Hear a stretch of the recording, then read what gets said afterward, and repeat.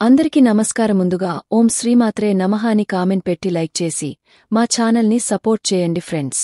సనాతన ధర్మంలో అక్షయ తృతీయకు ఎంతో ప్రాముఖ్యత ఉంది. ఆ రోజున ముహూర్తం చూడకుండానే ఏ పని చేపట్టినా విజయం ప్రాప్తిస్తుందని పెద్దల మాట.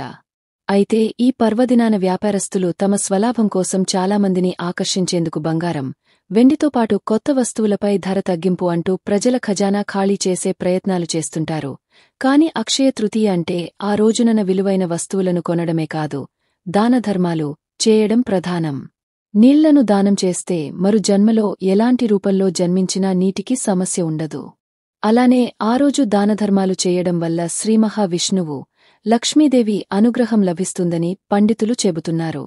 ఈ సంవత్సరం అక్షయ తృతీయ పండుగ ఏప్రిల్ 30వ తేదీ బుధవారం రోజున వచ్చింది. ఎవరైనా ఈ సంవత్సరం ఏదైనా కొత్త పని ప్రారంభించాలనుకుంటే మాత్రం అందుకు అక్షయ తృతీయ రోజున మొదలుపెట్టండి. అంతేకాదు, ఈసారి వచ్చిన అక్షయ తృతీయ వేళ అనేక శుభయోగాలు కూడా ఏర్పడనున్నాయి. ఈ సందర్భంగా శుభ సమయం మరియు పూజా విధానం గురించి పూర్తి వివరాలను తెలుసుకుందాం. శుభముహూర్తం. ఈ సంవత్సరం అక్షయ తృతీయ ఏప్రిల్ 29, 2025 మంగళవారం సాయంకాలం 5:32 నుంచి ప్రారంభమై మరుసటి రోజు అనగా ఏప్రిల్ 30న బుధవారం మధ్యాహ్నం 2:13 గంటలకు ముగుస్తుంది. ఉదయం తిథి ప్రకారం చూస్తే ఏప్రిల్ 30వ తేదీన అక్షయ తృతీయను జరుపుకుంటారు. ఈ సమయంలో చేసే ఏ పనిలోనైనా మంచి విజయం సాధించే అవకాశం ఉంటుంది. ఈ పవిత్రమైన రోజున కొత్త వస్తువులు కొనడం, వివాహం, నూతన గృహంలోకి ప్రవేశించడం, నూతన వాహనం లేదా ఏదైనా ఆస్తి కొనడం, వ్యాపారం ప్రారంభించేందుకు శుభప్రదం. అక్షయ తృతీయ అర్థం. అక్షయం అనగా ఎప్పటికీ తరగనిది. పురాణాల ప్రకారం వేదవ్యాసుడిని శ్రీమహావిష్ణువు యొక్క అవతారంగా పరిగణిస్తారు. వ్యాస మహర్షి అక్షయ తృతీయ రోజునే మహాభారతాన్ని రచించడం మొదలుపెట్టారు. ఆ పవిత్రమైన రోజే గంగాదేవి కూడా దివి నుంచి భువికి దిగివచ్చింది. మహాభారతంలో శ్రీకృష్ణుడు ద్రౌపదికి చీరను ప్రసాదించింది ఈ రోజే. అలానే కుబేరుడు అక్షయ తృతీయ రోజున లక్ష్మీదేవిని పూజించి ధనవంతుడయ్యాడు. అక్షయ తృతీయ విశిష్టత. వైశాఖమాసస్య చయా తృతీయ నవమ్యస్సౌ కార్తీక శుక్లపక్షే నవస్య మాసస్య తమిశ్రపక్షే త్రయోదశి పంచదశి చ మాఘే.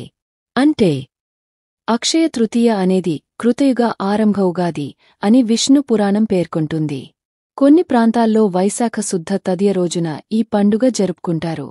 ఈరోజే బదరీనారాయణ మందిర ద్వారాలు భక్తుల దర్శన నిమిత్తం తిరిగి తెరుస్తారు. అంతవరకు ఈ ఆలయం మంచుతో నిండిపోయుంటుంది. అలానే ఆ రోజున కొన్ని ప్రాంతాల్లో స్త్రీలు చిన్ని కృష్ణుడికి, గౌరీదేవికి డోలోత్సవం జరిపించి ముత్తైదువలను, కన్యలను పూజించి ఫలములు, పుష్పాదులు, శనగలు వాయనం ఇచ్చి సత్కరిస్తారు. ఈ అక్షయ తృతీయ పుణ్యదినం రోజున జరిపే హోమాలు, దానధర్మాలు, పితృదేవతలకు, దేవతలకు చేసే పూజలు క్షయం కాకుండా అక్షయంగా ఉంటాయని, అందువలనే ఈ రోజుకు అక్షయ తృతీయ అని పేరు వచ్చిందని ధర్మరాజుకు కృష్ణభగవానుడు స్వయముగా ధర్మరాజుకు వివరించారు. పూజా విధానం. అక్షయ తృతీయ రోజున సూర్యోదయానికి ముందే నిద్రలేచి స్నానం చేసిన తర్వాత ఉతికిన బట్టలు ధరించాలి. పూజ చేసే చోట ఒక వస్త్రం ఏర్పాటు చేసి అనంతరం శ్రీమహావిష్ణువు విగ్రహం లేదా చిత్రపటాన్ని ప్రతిష్ఠించి మంచి నీటితో శుద్ధి చేసుకోవాలి. పూజ చేసే సమయంలో తులసి ఆకులు, పండ్లు, పూలను తదితర వాటిని విష్ణువుకు సమర్పించాలి. వీలైతే పసుపు పువ్వులను సమర్పిస్తే మంచిది. ఇలా చెయ్యడం వలన విష్ణువు యొక్క ఆశీస్సులు లభిస్తాయి. పూజ ముగిసిన తర్వాత విష్ణువు, లక్ష్మీదేవికి హారతి ఇచ్చి నైవేద్యం సమర్పించి మిఠాయిలను ప్రసాదంగా పంచాలి. పురాణగాథ. అక్షయ తృతీయ గురించి ఒక పురాణగాథ ఉంది.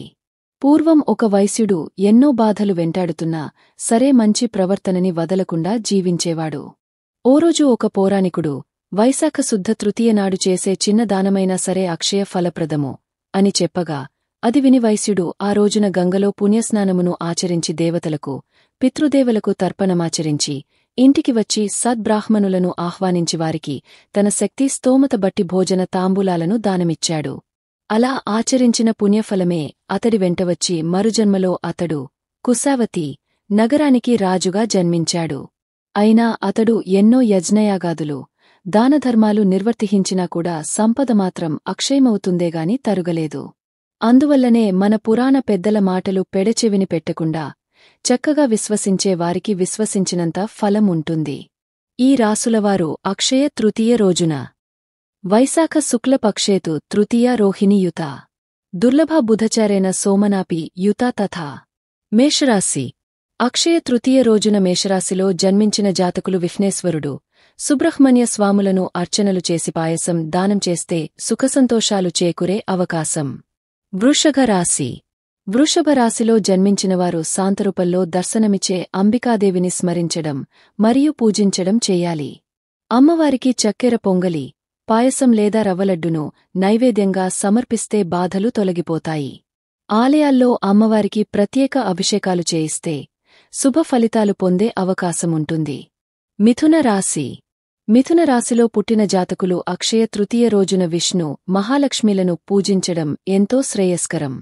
శ్రీమహావిష్ణు, మహాలక్ష్మీదేవిని అష్టోత్తరాలతో పూజించి బ్రాహ్మణులకు మరియు పేదలకు చేతనైన సహాయం చెయ్యడం వలన ఆర్థిక అభివృద్ధి చేకూరుతుందని పురోహితుల మాట.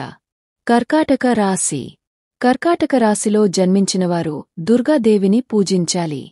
దుర్గాదేవికి నేతితో దీపం వెలిగించి బియ్యపిండితో చేసే పదార్థాలను దానం చేయడం వలన అనుకున్న కార్యాలు దిగ్విజయంగా పూర్తవుతాయి. సింహరాశి. కన్యారాశి.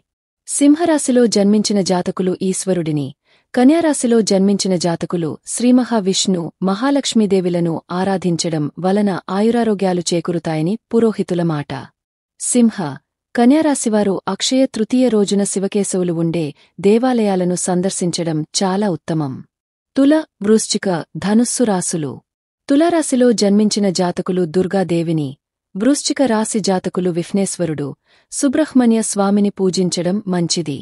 ధనుస్సు రాశిలో జన్మించిన జాతకులు దక్షిణామూర్తిని ఆరాధించడం ఉత్తమం.